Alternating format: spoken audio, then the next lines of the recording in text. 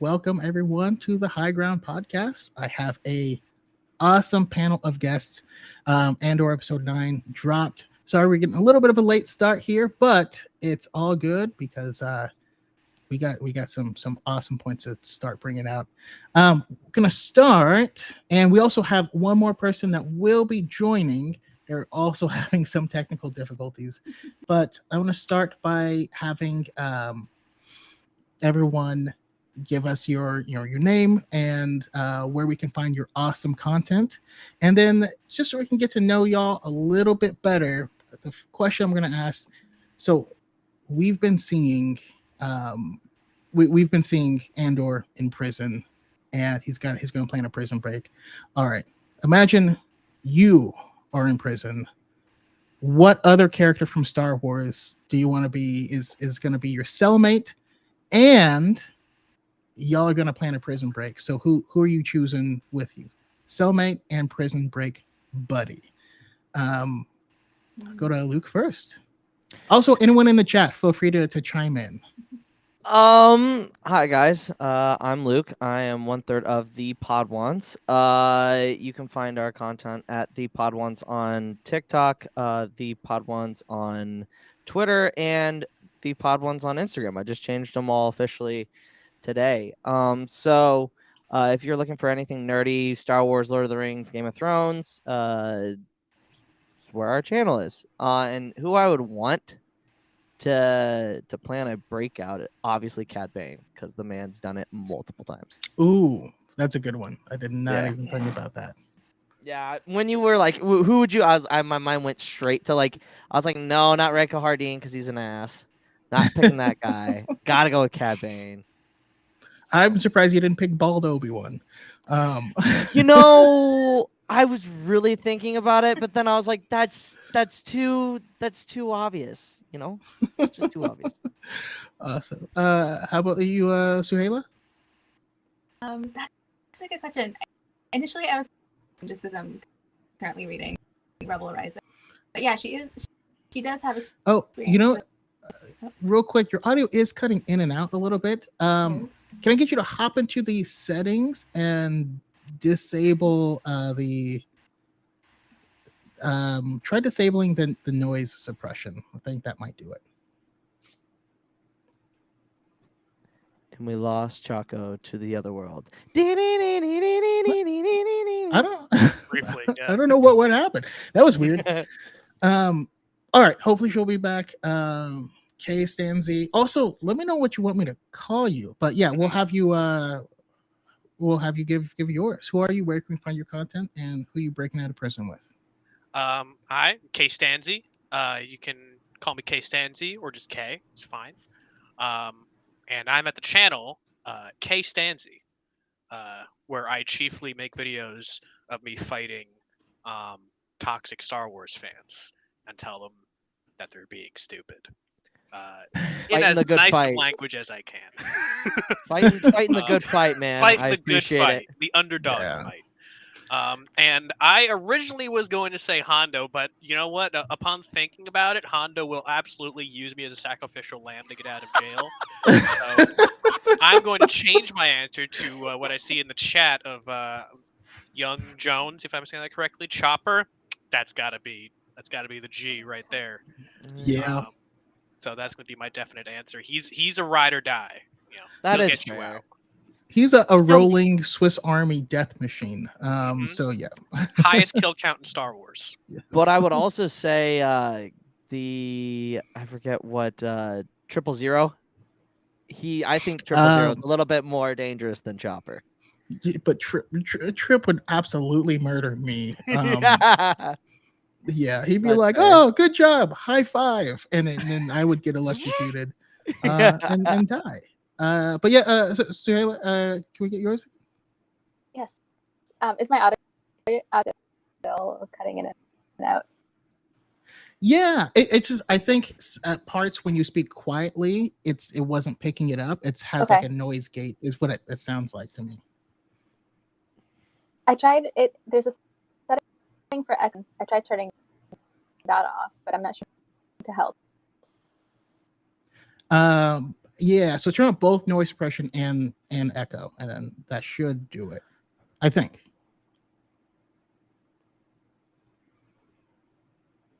But yeah, and while she's turning that off, let's see here. Um, Heather says EGG. That's me. Oh, I thought that literally said egg. I I had no idea what that meant. No, I thought he you were was talking trying to. about He was egg. trying to do Frank. He was trying to do Frank. I would you like an Okay. egg in this trying time? That makes more sense to me. Yeah. Right. Yeah. I was thinking like it can't be an egg. There's got to be a droid named EGG, right? Yeah, I was trying to What figure kind it of out droid would myself. that be? I was- But no, he's just Danny DeVitoing. Okay, I Okay. respect it. Yeah, pretty much. It's Always Sunny is a great show. Young also said Sabine. Sabine Yep. would be a great one. I agree with that. So Chillin went with the Honda Onaka.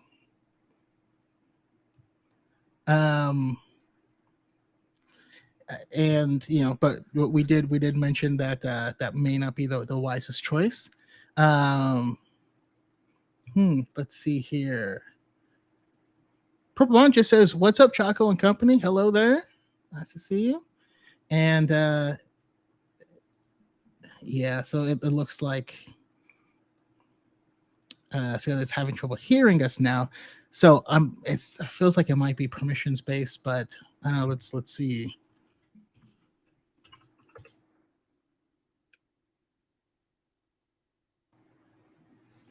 So I think after this, though, because I've had people with different issues, and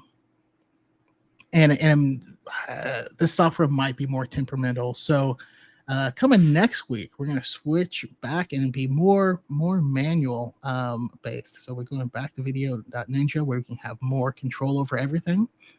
Let's see. I have Died in the Forest. Thank you, Pep. $5. Drop in love. I choose Quinlan Voss. Fantastic.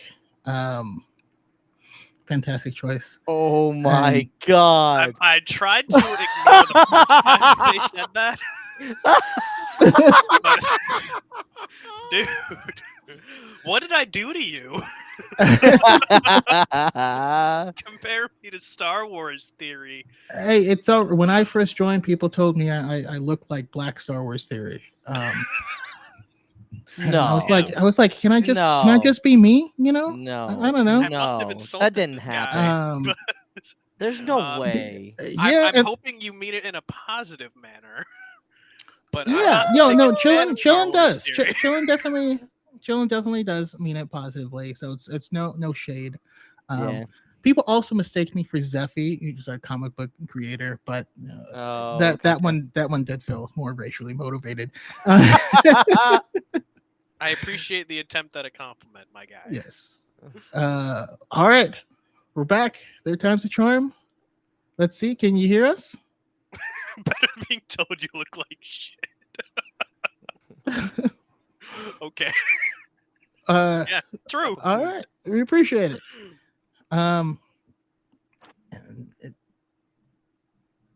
No, we cannot hear you. And whew, that's interesting. Yeah, we'll have to have you. I mean, we'll have to kind of keep going here. But if you wanted to take a few more tries at different browsers, or anything like that, then or different settings that might help. If you can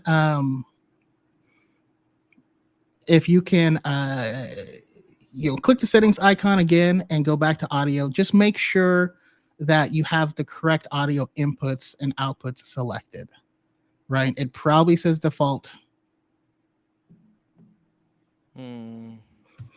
Okay, well, if you can't hear me, I can't explain it.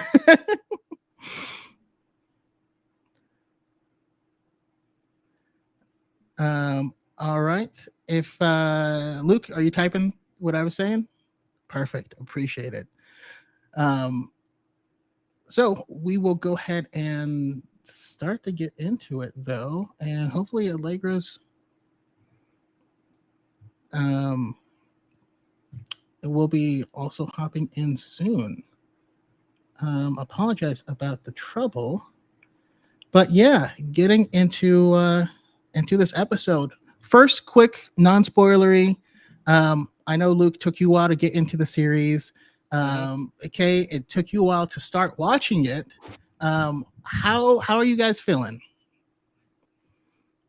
Uh, rock paper No, you scissors. go first. Okay. No, you go Go first. okay, go okay. You go. All right, so I did get into it late just because I waited for the first 3 episodes. Because I made a video on this, but it felt very much a little bit weird when they said, "Hey, you thought we were only giving you 2 episodes. We're actually giving you 3." And to me, that sets off alarm bells of like they're doing this for a reason, and the reason being is that you kind of needed the first 3 episodes to finish the intro storyline. So that led me to believe, okay, this is more of a binge watch thing. This is not a weekly episode type thing. And I still think for the most part that that's right, that it's mostly done in arcs. And I made an analogy in a really, oh, hello, we have a other guest there. Um, welcome Hi. in. Hello. So my analogy of the thing I would do to chiefly improve Andor is to release it the way that Arcane did, in arcs, in parts. So that way you get the full impact of the story they're trying to tell and have those certain breakpoints to still fuel like the speculation that gets viewers up, because in the internet age, you can't just give us the whole story, because then you have 2 days of hype. You got to break it up into 8 parts so you have 8 weeks of hype. But I think that would have been the best mid-ground, to release it in arcs. But now that I'm invested, now that I've seen a lot of it in this bunch, I'm enjoying the absolute hell out of it. Awesome. Love to hear it. Love to hear it. Allegra, so I was asking basically overall thoughts, not too spoilery, but on Andor and on the episode, because I haven't gotten to hear you talk about it yet. But if you could also include where we can find you and your awesome content. Oh, sure. So hi, I'm Allegra. Sorry about my difficulties getting on tonight. I tried my laptop and everything, it just nothing was working. But you can find me at TikTok at Allegra Bree, ALLEGRABREE.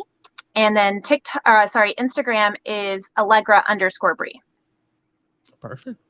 And yeah, what is your quick thoughts on Andor and on this episode? Thoughts. Wait, on Andor? Yes. I totally thought we were talking Tales of the Jedi. Oh. I am so sorry. Yes. I mean, they're both relevant right now. They We are. Kind of They talk both about are. That my brain processed the wrong thing.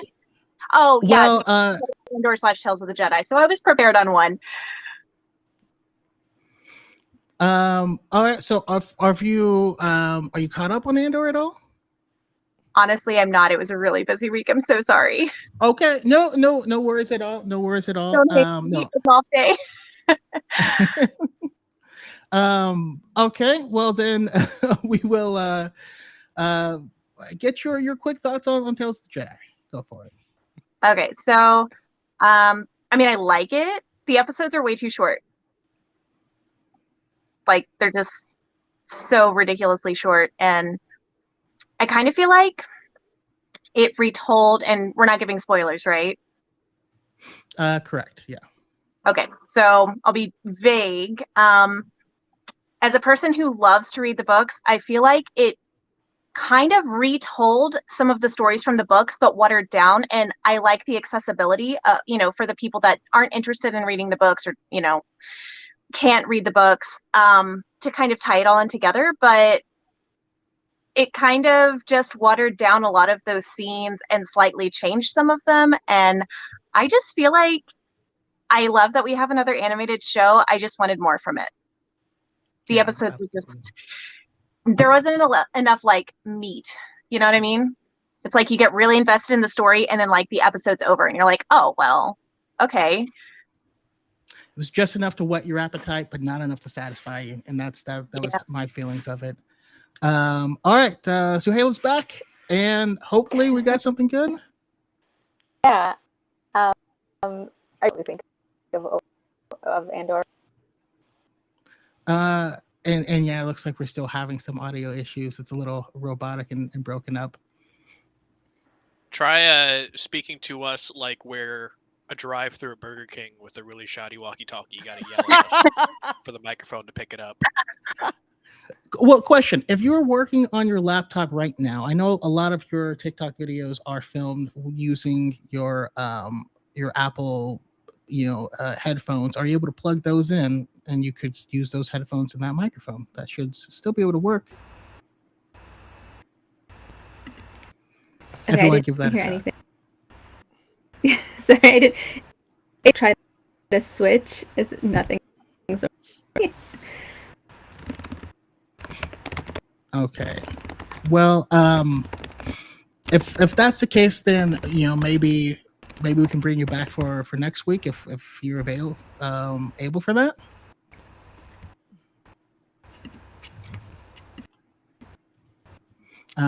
Luke, if you want to shoot that message over Gotcha.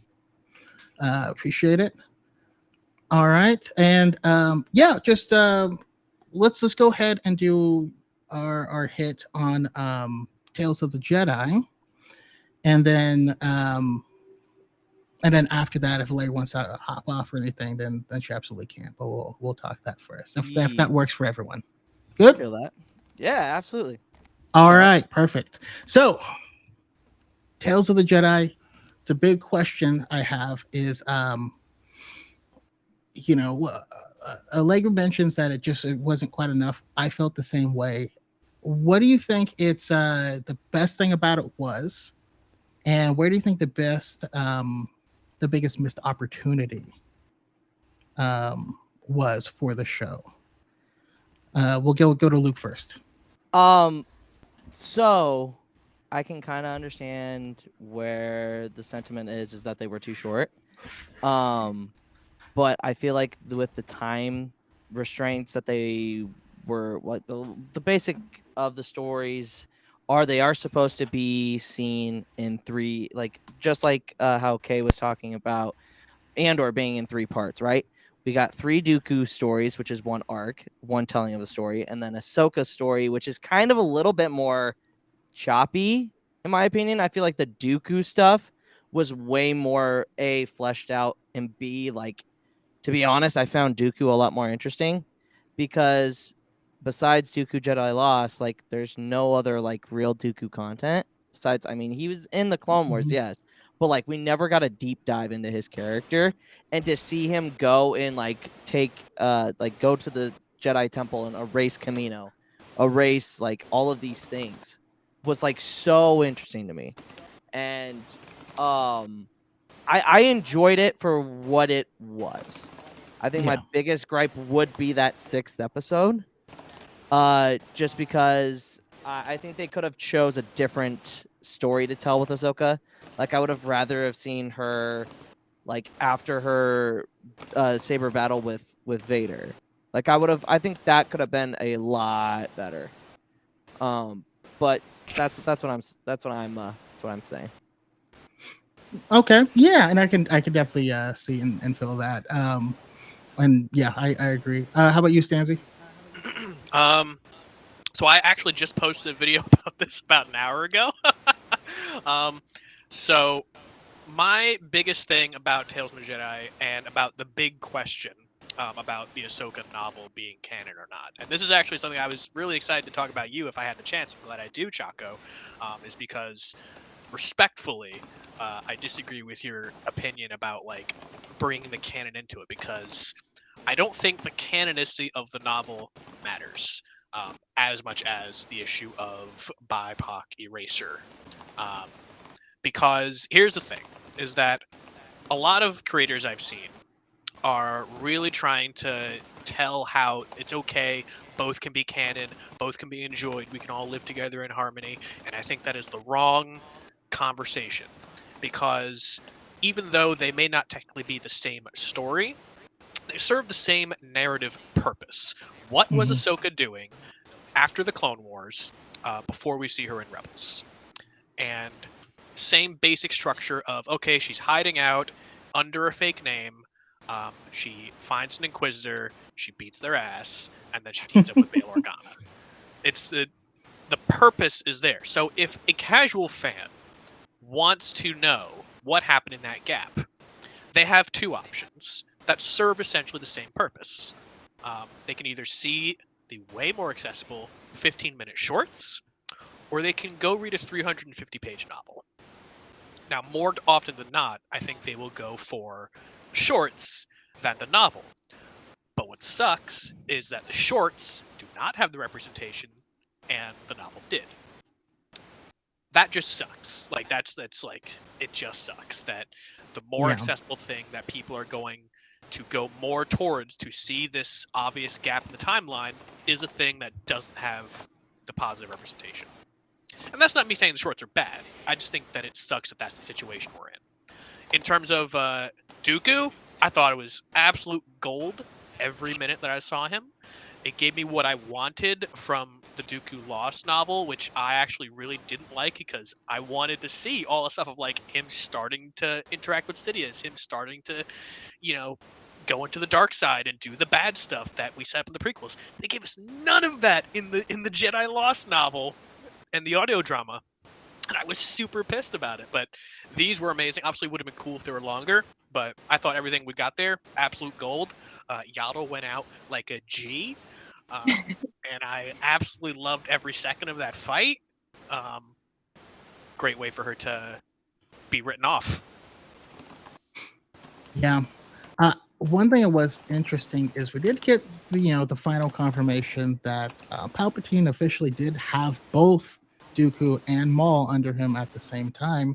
Breaking the rule of two, because when he erases Camino, that means that plan had already started. He was already Darth Tyrannus at that point in time, so I thought that was really interesting. But yeah, I fully agree with you. As far as whether or not the book is canon still, I still have that same thought. But what you said was absolutely right. If we only get representation in these books, and they choose to bring a story from one of those books, either the same exact story or just something that serves the same narrative purpose, and it has all the same ingredients except none of the representation, that's crappy. Yeah, I'm not a fan of that. And I think there's ways they can do better, but I believe people have been pretty damn loud about it, so I don't foresee that being a continual. Another thing I'll say is I felt like he and Dave Filoni said that these were kind of like thoughts in his head, things that he jotted down on airplanes and meetings, yada yada. Mm-hmm. I think because of that, they, like you guys said, they were lacking in structure. And while we got somewhat of an arc with Dooku, even his arc was kind of truncated. You know what I mean? We didn't get his actual fall. And I think they could have told two people's stories who left the order, and I think they could have ended one on Dooku bleeding his lightsaber, and then end the other on Ahsoka purifying a lightsaber, saying they're out of the order, but this is going dark, this one's going light. And I think that you could tie all six together. That would have been so good. Just give me Plagueis. Just give me Plagueis. It like literally when, like, to me, watching that fourth episode and when a certain thing happens between two characters, I'm like, okay, this fits. Like, you could put the events of some things of Plagueis that you could get rid of because obviously Master and Apprentice, all these things, but like the main part of it is that at one point Plagueis talks to both Dooku, Sifo-Dyas, and Qui-Gon all in one room. Just make his story. Just retell the story in a different way so that it makes canon. Just do it, please, for the love of God. It was a very awkward dinner, but I loved that. Yes, like he go to mask. Like, oh, it's so good, so good. How about you, Allegra? I know we kind of covered a lot of what you said, but any further thoughts on the best parts and the worst parts? What you would do differently? Absolutely. I actually wanted to kind of address what you all brought up. So about Oh, there's comments, and I guess I can't. I've never done this before, so I don't think I can respond to the comments with text. But Not from a someone phone. said, "Let's see. I feel like Dooku didn't fully become Tyrannus until he ended Yaddle, and like, I feel like that. I liked getting to see his like crossover point, kind of like you got to see Anakin's, you know, like in the Jedi Temple, like that was fully like where he committed to the dark side and really fully turned, right? And I liked getting to see that. But yeah, I agree that it was too choppy. Nothing tied in. And with Ahsoka, I haven't read the Dooku novel yet. Eventually, I will. But the Ahsoka novel, like I said, they kind of watered down a lot of those scenes, and I didn't know how much detail we could give, right? But they did take out of a lot of representation. But beyond that, they did it in a really weird way that they didn't have to.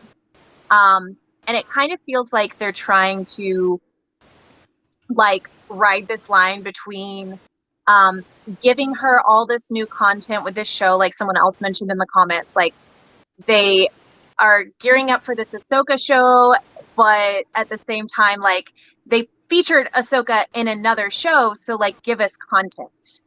And that final scene with the Inquisitor, right? If I'm assuming she's only done that once, and that was at the end of her novel. And of course, that's how she got her new lightsabers, as we all know.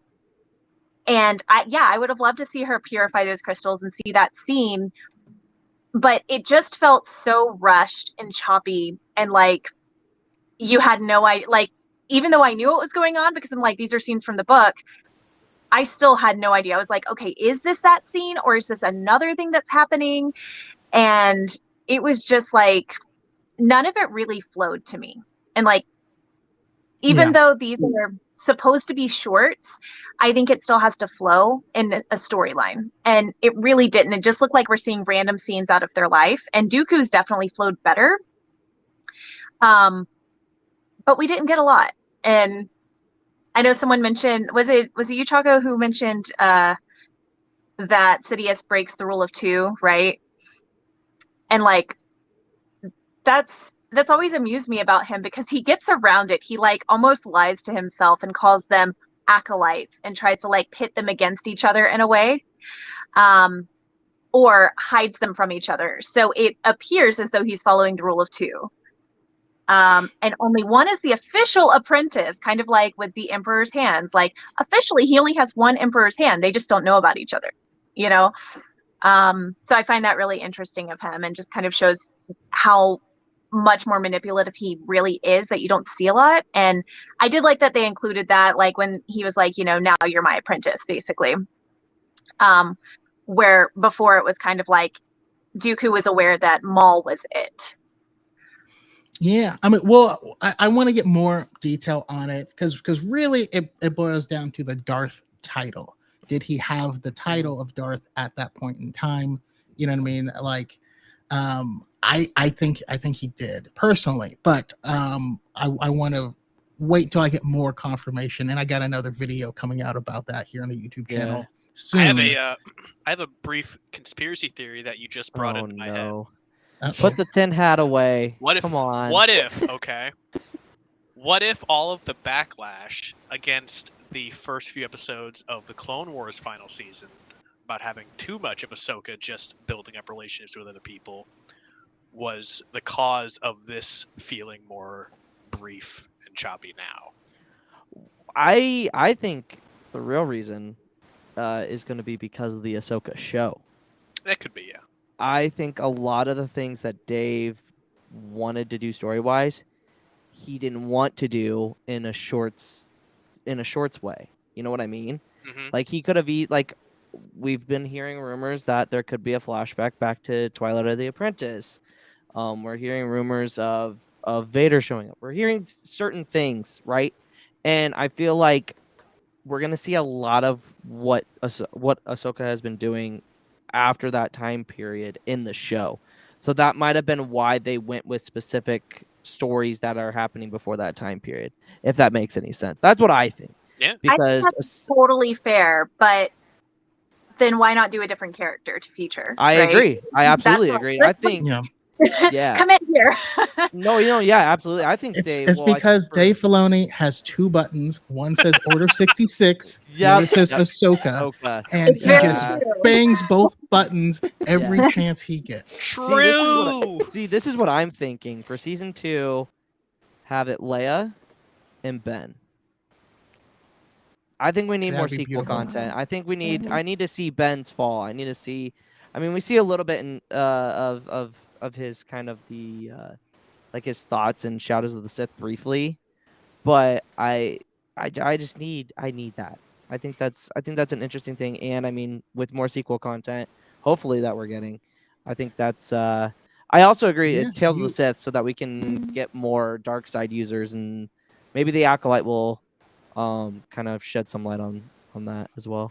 So I agree with that 1,000%. That kind of breaks my mind because if we want two stories that flow together very well, we know for Leia, it's the death of her son is at the end of her Jedi path, and that's why she leaves. And it would be beautiful if you can truly parallel those shows and those two stories. And Mhm. yeah, there's a lot you could That's do what with I was that. thinking too. Like tie that in. That would be beautiful. Yeah. Yeah. Suhaila, how's the mic working? You hear me any better now? I can hear you guys. We can hear you better. It still is Okay. cutting in and out a bit. It's still cutting. Okay. Yeah, in a very odd cadence. Yeah. So if we want to try one final thing, if you want to hop off of your laptop and join from your phone like Allegra, I think that might work as well, and you can kind of do it the same way you filmed the TikToks. Okay. And then by the time you get back, we'll Okay. probably have moved on from Tales of the Jedi. All right. I'll give that a try. Perfect. Yeah, so sorry everyone for in the chat for all the issues. I do want to address some of the comments that we had. Yeah. Let's see here, because we definitely like the Dooku stuff more. Again, yeah, like I said, it had a lot more meat. Andre Olivia said, but what was the point of getting rid of the old canon to say forward, everything would be the same canon to at the end not be. And one of the big things about it is that, and I love the expanded universe. I'm very big into it. We still have to remember that those weren't intended to be, they're intended to be part of the same continuity. Nope. But they had separate canon designations because they were different canons. Yep. Layered in one continuity. So they were never intended to be. They told stories in eras where George, sometimes he would say these are off limits. But I think that mentality of George, which Dave Filoni talks about, he talks about like, yeah, we'll include it if we can, but ultimately we don't care. I think the problem is that he's carrying over that mentality when he has the entire story group that can help him not do that. Yeah, that's fair. I think, and also I think the toughest part is that at the end of the day, it's gonna like Ahsoka is his character, which is really really tough because like it like it's so hard because it's like at the end of the day you're just like you look at it and I think we all agree that the misrepresentation, like the taking of that out was kind of a big thing for a lot of people. And I don't know whether it was on purpose or what it was. We just won't know that reason until it comes out of the horse's mouth. You know what I mean? And I if it was done on purpose, that's really unfortunate. And but we just don't know. We just don't know, which we won't know until Dave says something about it or something gets resolved, which I just don't see happening anytime soon. Yeah, I think a lot of people misrepresent exactly how much of an absolute mess the old expanded universe was, because there have been so many people with rose-tinted goggles saying, "No, just I remember the Thrawn trilogy was really good." Okay, but do you remember the Dark Nest trilogy? Do you remember Luke Hey, going and we don't fighting a bunch talk of about space bugs? darkness. No, Do we you don't. We remember don't. Star Wars Starship Troopers? Do you remember Red Harvest, which literally copies the speech from Taken that Liam Neeson does? Like, am I the only one that remembers how absolutely garbage a lot of it was, and how blatantly contradictory it was? Where there are certain books that, if to be taken at face value, have characters that are dead at the point they are in certain books, and livable characters that are just literally supposed to be dead at this point in Yeah. time. Yeah, And Like, yeah. there's sometimes where even like if there's little retcons in current continuity, that is still 10 million times better than anything resembling the continuity, which had a clone of Luke with 3 U's named Luke. I just haven't. I The haven't been spell is able the to. best spell. I haven't really touched into the EU just because of the fact that Luke Skywalker can take down a wormhole, and Oh I'm just man, like, it's yep, so I'm out. stupid. I'm out. I'm sorry. you know, a lot of the Now- stories. All right. I'm like 140 EU books in at this point in time. Good for There's you, still a lot of Chaco. gold there, but again, like you said, there are rose-colored glasses. There are people who are getting into it now. Now that there's Yeah. over 400 books, and then you can cherry pick the best of those books, and then think That's that fair. that represents the majority of those stories when it really doesn't. Yeah. You know, for every Darth Bane, we also get the glove of Vader. You know, with Triclops, Palpatine's son. You know, like God. stuff like that happened. But yeah, it is. Yeah, it is what it is. And it's an accessibility issue, because they had to get rid of all that old stuff. There was no way that Disney was going to spend $300 million putting a Thrawn trilogy on screen, first of all.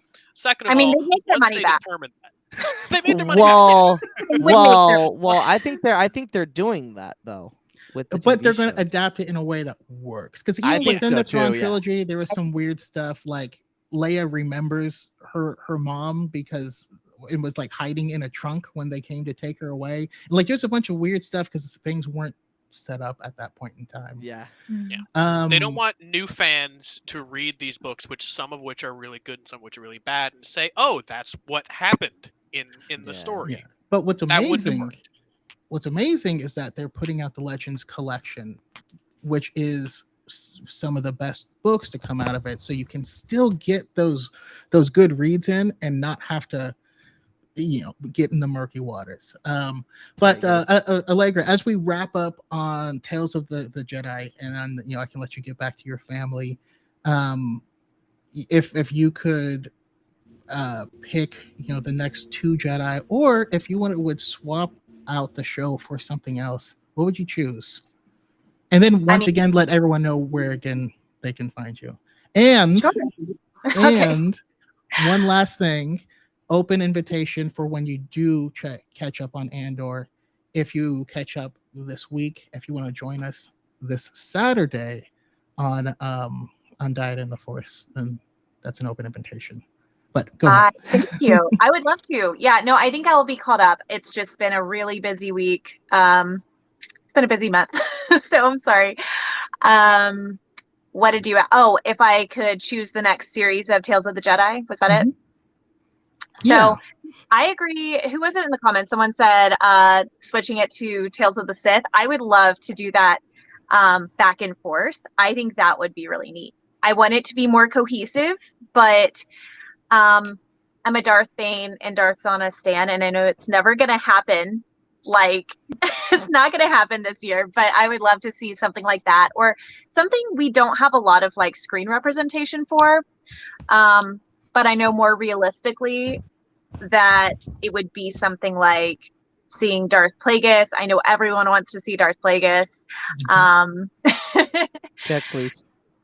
I would really be happy with seeing any of the Sith that are in these major canons that haven't really gotten a lot of screen time. Like Maul, we've seen a lot of Maul's story.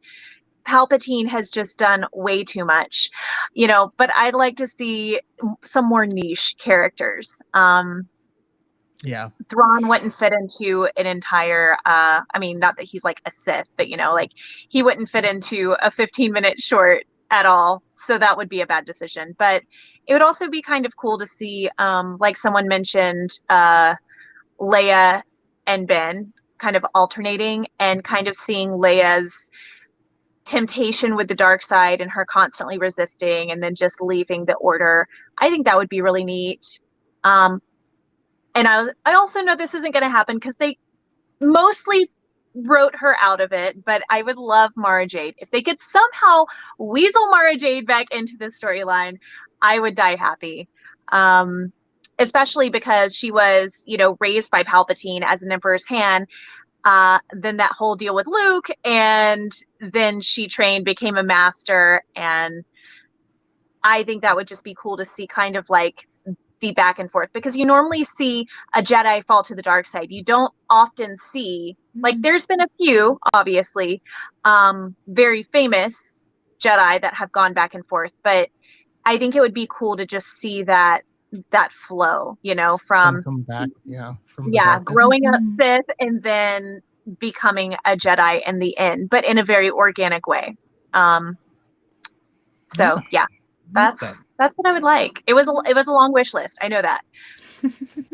It was a beautiful one, but now you make me want something that is Tales of the Sith, and it's like a Cliff Notes version of the legacy of, like, Cognis and then Darth Millennial, and they're just on their phone all the time, and then and just got, like, real weird for a while. I don't know. He was an interesting dude, but we don't have a lot of information about them after, exactly.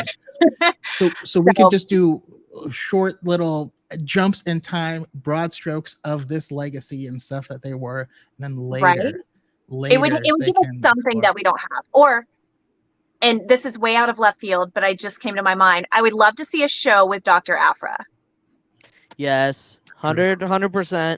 Yes. Or that would Sabe. be my other more realistic wish. But yeah, it would be cool to see, little 15-minute shorts, which would make more sense because we don't already have an existing storyline for some of these characters.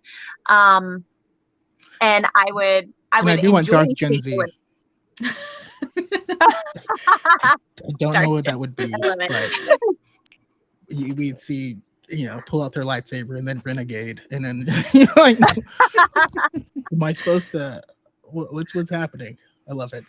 Awesome. Well, thank you so much for coming on, Allegra. We'll move onto the Andor side of things, but hopefully we'll be able to talk to you soon. Let me know about Saturday.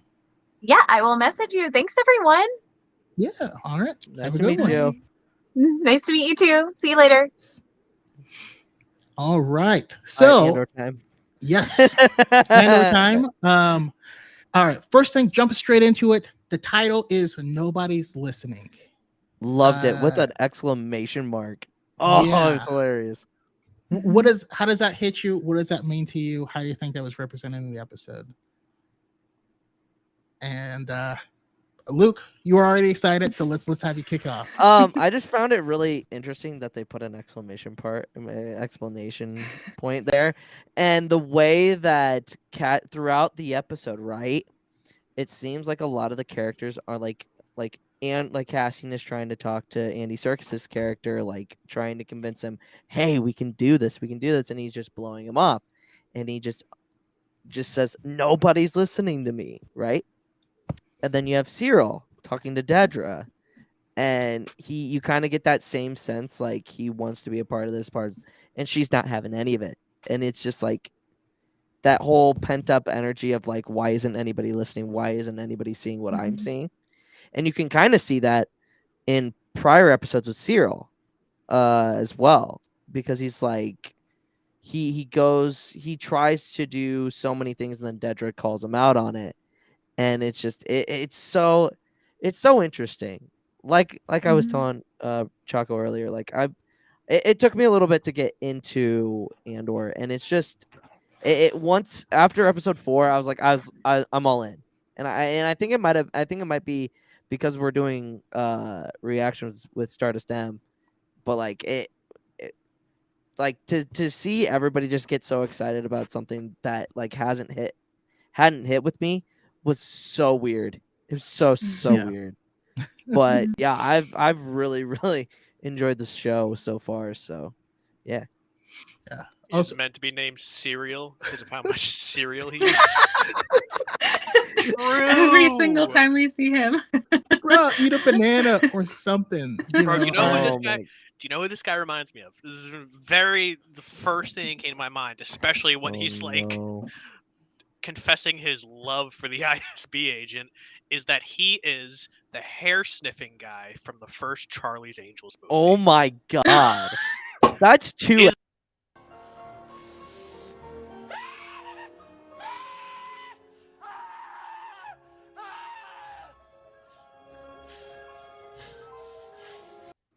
What? How? Yes. How did you have that on? What? Oh, I was Do it. absolutely gonna bring that up. Oh my He is god, that's 100% hilarious. that weird, stocky guy. Yes. Yeah. Yeah. That was the same exact scene that we saw. That's teacher looking at him, and he's like, she was "You like, I want can what arrest I you want." right now. I want what you want. Oh my god. Cyril is just so. Oh my god. The man just tries so hard and just doesn't get anywhere. And it's so No. No sad. one's listening to him, Yeah. Yeah. Yeah. but they also shouldn't. How about you, Suhaila? Yeah, no, that the first thing that came to mind was Vix, and her being interrogated and Yes. screaming, and like nobody's listening. No, people who are listening don't care. Like nobody's listening who can actually do anything about Yeah, it. that is crazy. Man, those scenes were tough. Wow. Talk Mhm. about like- talk about just like the fact that the Empire uses screaming in deaths of other species to break you. Children It's of just those like species. yeah, just like and people sympathize with these assholes? The Like, what fans the- that Like like it's so like you can't okay, if you are telling me the Empire did nothing wrong, I will show you that video and you can and if you still say that, we got issues. it We was know where not clear clear stand. enough that these are the baddies. Oh man. Oh yeah. Oh, the Empire doesn't do anything wrong. Oh, they just torture their people with the sounds of dying children. Ah, The nothing wrong with that. screams of dying children is Oh what my you will be That they listening killed. to on full blast. They Yeah. killed. They Yeah. killed. Yeah. Woo! Oh my god. Oh. It just makes Um, me cringe. Yeah, and then they Um, also altered it. Like if you noticed, he said that they like tweaked it in order to perfect the Yes. torture. Oh my goodness. Which means Yes. someone is in the booth with headphones, like, Oh my DJ in the god. How can you Not How- bad enough. I just Um, don't understand that. with That's the crazy. title specifically, I think a really cool allegory you can bring to that is with the sequel trilogy, a lot of behind the scenes stuff on what the First Order's downfall was planned to be. It was quote unquote their trash. It was the rejects, the people that they didn't find Mm. useful enough were going to end up being their downfall because that's how they deemed a lot of the universe is beneath them and didn't Mhm. give them the correct amount of like observation and respect to know that they were going to be a threat.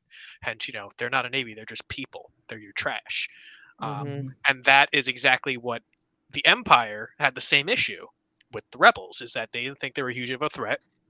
Tarkin saying retreat, what in our moment of triumph? He dies.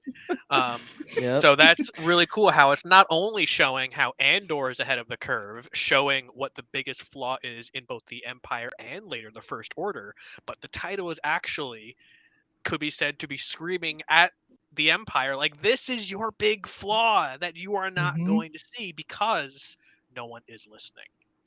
I think that's Yeah. pretty cool. I would also like to remind everyone that Bix's torturer, this is him explaining. Yeah, Dude, no. he was way too happy. No, Oh my He was god. hey, excited. hey, yo. Yeah. He That's was him proud of explaining. himself. What's This wrong is- with him? All right, so he's even more terrifying than Darth Vader is, and that's saying something. I want to know what's in his freezer. Like, Yeah. like Yeah, that gives off under Dahmer. the floorboards. Yeah, that gives off Dahmer vibes. Not even gonna lie. Oh. Also, shout out to Lord Dagobah. Love you, buddy. Yeah, Dagobah. Yeah, and then another thing, no one's listening is Mon Mothma. Yeah. Passion Yeah, I was speech. thinking that too. No one's listening, Mhm. and yeah, there's just and then my favorite version of that is when Mothma is having dinner and with her cousin and her husband's like, "Have you found a husband yet?" And like, obviously he's not listening. Yeah, yeah, That was hilarious. yeah. Um, uh, and then Cyril's mom is Mhm. also not listening to neither of them. He literally slurps the bowl and brings it up over his face so he doesn't have to I listen to was her. like, yes, yes, Cyril. Yeah. I understand that so much. Not the fact that I'm doing that to get away from my mother. It's just like I love drinking. Like when all the cereal's gone, you just can't not like take it and just drink the rest of it. Come on. Awesome. I love it. All right. So let's dive deep into the arcs. Which, by the way they it's so hard to go in and out of other people's stories without it wrecking the flow of something. And I think this Mhm. episode was amazing at just that. But Yeah. all right, so we started out. The very first thing that we start with is the torture scene. So I want to hear your guys's you can go deep on what was happening there on Ferrex, what's happening with Deidre, what's happening with Bix, um, Mhm. and how wild it is. Anything else we didn't cover, before while we were doing our overview? Beth needs to chill with the torture. Like every single time I now see Dedra, I'm like Mara J. Skywalker, stop that, stop it, because it's just like so funny. I'm just like, Beth, how could you do this? Come on, you were supposed to be one of us. But no, like God, it's like watching that scene is just like it's so hard to like. It, it's like a lot of the situations nowadays. It's like if it doesn't hit you or if it doesn't make your stomach twirl, then that says a lot about you. Because I mean, a Yeah. lot of the stuff is like Andor is trying to make you think about. They're making statements without having to make Mhm. statements. Like a lot of the things that we see on screen are representations of what we see today in everyday life. Mhm. And I Mhm. love that it's so subtle that people that either choose not to understand it or B just don't get it will go straight over their head. But then people will that are into what's going on is just like they understand and it makes it that Mhm. much more impactful. And especially with that scene because there's a ton that happens not only in peacetime but also in wartime. We see that a lot throughout history. How enemies are mistreated and not treated fairly, and then obviously we have uh things like that happen all the time. So it, it it's it's very eye opening, and I wish people would open their eyes and open their ears to what they're watching and seeing on screen instead of just Mhm. like seeing the broad strokes of things. Look at the details. Look at what you're watching and really Mhm. take it in and understand it. I Yeah. think the best thing about the torture scene, the way it was done, I feel like I said that in a weird way. The best thing about the torture scene, but like the best thing that the thing that I thought was well done in the scene. There you go. There you go. That's the you. We're just gonna redact that from the record and just go with that Clip it. statement. Clip it. Yeah. The thing I One thought was the million most views on well done TikTok. Bam. is that they describe in excruciating detail that these are the screams of dying alien children that they mercilessly Yeah. melted.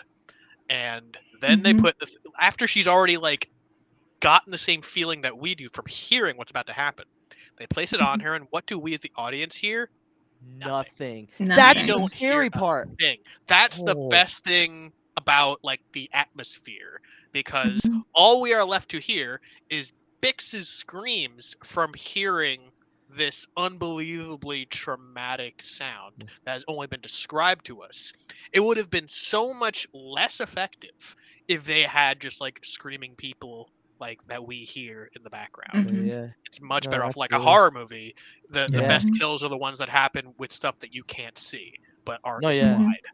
Um, Secondly, Yeah. obviously, there's a lot of parallels between how they treat random people and like scenes straight out of Schindler's List. Yep.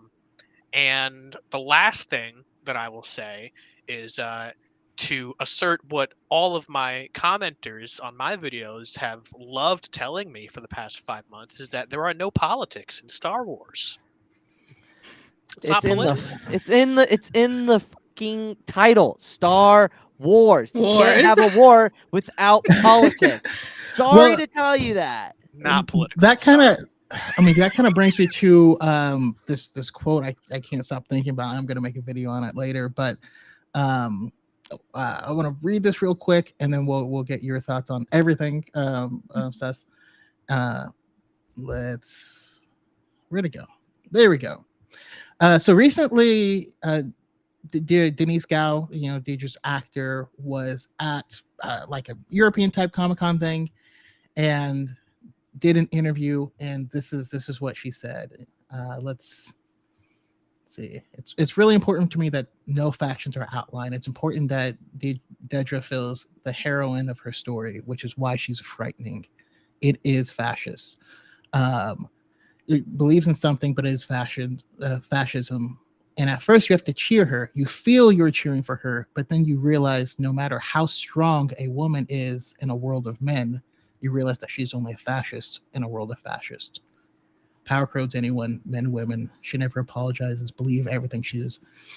Truly believes, that she will save the galaxy, which is why she's credible and frightening. Mm-hmm. So on that, Brandon, Camilla Boricua Wookie said somewhat of the same exact thing when she was watching it. I saw a tweet of hers. If you're not following her, go follow her because her analysis of anything Star Wars is just she's top amazing. top tier. And she was like she got uncomfortable when that scene was going on because the actress who plays Bix is Latina. And she was like very much like, I cannot support this. But then when she was at the ISB, she couldn't help but think of oh, go girl boss. But then she's like, it's that conflicting, which is so interesting because like the way Camilla just describes it is just, it's perfect. It's a weird intersectionality weird. that is not congruent. Mm-hmm. Oh my goodness, yeah, it's absolutely insane. So I mean, like I said, go follow Camilla because she's all of her takes are just so freaking fire. Yeah. But yeah, your thoughts, Ayla? Yeah, there's so many layers, but the one thing I wanted to talk about was just the depth of cruelty that Deidre shows in that scene, and it carries over from the last scene of the previous episode where she purposefully keeps Pac in the room for her to see walking in, and then pretends like, oh, this is a mistake. What are you doing? Get him out of here, and like just acts that role so perfectly, and then be like absolute vitriol on her face when she's talking to Bix, and you can see like the anger behind her speech and like the tremor in her her lips were like so moving in a way that's just exactly. And then all of this was pointless because no matter what happened, she was still gonna send Bix into torture. So all of that was completely unnecessary, but she went through all of that knowing full well that no matter what Bix said, no matter what happened, even if she just sat there and spilled her guts, she was still going to torture her. And Bix knew that. Like Bix picked up on it right away. She knew she was ISB. She knew exactly what was happening. She knew she was doomed from the start. Worst of the worst. Exactly. And just, the layers of cruelty there just, and then even afterwards, because the scene does continue on and you see her like coming back and she's like, don't keep those far, like the headphones when they take them off, she's like, don't keep those far away. And then at the end, she's like, keep her here. And then when he says as a hostage and she's like, no, as a witness, twisting things in her own mind to like, to rationalize what she's doing. Because exactly, she thinks she's saving the universe and she sees Bix and everybody else involved and she doesn't care that Pac is going to get hanged and they're going to make an example of him. Like just the sheer cruelty and like they're not people to them. Nope. No, exactly. You bring up a really great point about the layers of cruelty, and I think the best layer there is later on when she's interrogating the pilot, and we don't get to see her interrogate.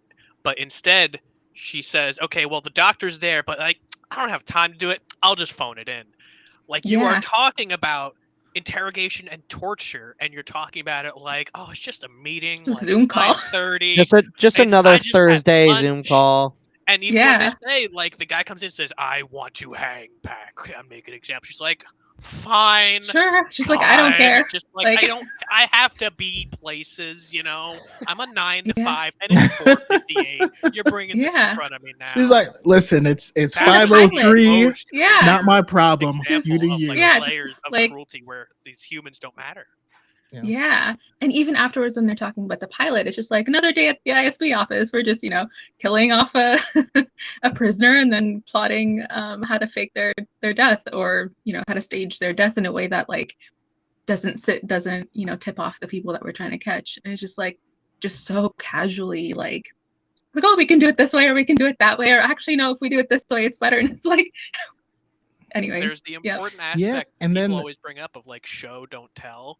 So like obviously if you told me like an abridged version of like, oh, she's just gonna say that she's interrogating that person, I'd be like, as a fan, no, I want to see the interrogation. But it's so much more important in that scene Yeah. for her to Mhm. say, no, you don't get to see me do that because I don't think of that as something worthy to show you. Yep. Yeah. She's That's- already done 2 interrogations the previous day. Like Yeah. this is just another day for her. And the comment here, they determined Pac wasn't doing much of anything. The only reason Vix is still alive is because she's seen Luthen in person. That is Yeah. it. Yep. That's absolutely Because right. she's still useful. Like, yeah. Well, and the fact that she knows so much about Andor as well. Yeah. She has that personal But connection. they already to got all Cassian. the information. Yeah, that's true. But they also Yeah. have Marva for that. They're already like Yep. plotting to use Marva as bait essentially. See, I Yeah. don't think I think they're severely underestimating Marva though. Absolutely. Marva Yeah, is going yeah. to be their downfall. Yeah. And the little tunnel that Marva like opened up is going to be exactly how everyone gets rescued. I will Yeah. bet any amount of money on Yeah. it. But Yeah. I love Yeah, because this it's under here the hotel where- that they're. yeah. Mhm. It's interesting because her, like in this comment, her ethics are so twisted, but that's why Cyril is interested in that strange way. So I have a lightning round. I know how I feel on it. Is he actually like sexually attracted to her, or is it something else surrounding it? I A think little bit of column A, a little bit of column B. He's attracted to her, but he also needs to feel like he's getting paid while he's doing his 9 to 5 as he is having consensual coitus with her. Like, he needs that in order to feel satisfied. He can't do it if it's not on the payroll, you know? Oh my god. How about you, Sarah? I don't think he can tell the difference. I think he's infatuated Yes. with her Yeah. in terms of like what she represents and like the fact that he sees himself in her, but then she's at a much higher level and that's like what he's aspiring to. So there's definitely like attraction, but I think it's like the idea of her and he can't tell the difference. You know that episode of Seinfeld where George tries to incorporate watching TV and food and sex all at the same time, and he can't have one without the other? Yeah. That is Daryl with both this woman Yeah. and his duty. Yeah. He's gotta have But both.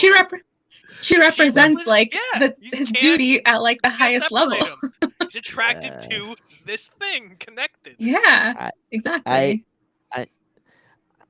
I don't know. I think Gotta I'm have in the cereal while he. I think he is attracted to her. I agree with what Sue said. I feel like he. This is gonna sound so bad, but I think he's more of just like in the camp of please step on me kind of mode. You know, like that's what I get from him. Is just like I respect you so much. Please step on me. Please do it. Please do it. And then like any way that he can get to where she's at politically Mhm. and power wise is also another thing that he's infatuated with her as much. I Mhm. don't know if it's like a sexual tension. It's just like he respects her so much that he wants to be next to her. He wants to be with her and like all these things. Yeah. You know what I mean? I think it's more of Mhm. like a what do we status quo kind of, right? Yeah. He wants to be there. That's what he's always wanted to be, is part of the Empire, and she's where he wants to be, hence why he has this infatuation with her. hmm I think another thing too, I don't know if you guys noticed the little smile that he had on his face when she remembered him. He's like, I don't know if you remember me. She's like, I remember you. And he just like smiled a little. I think there's like there's also something else there where there's like that recognition that he doesn't get from anyone else in his life or in his previous you're absolutely job. right. Yeah. And like she kind of recognizes that he's doing a job, like not great, but at least there's some, recognition of some effort there. And he's just like latching onto it. No, you're like, absolutely he's just desperate right for that.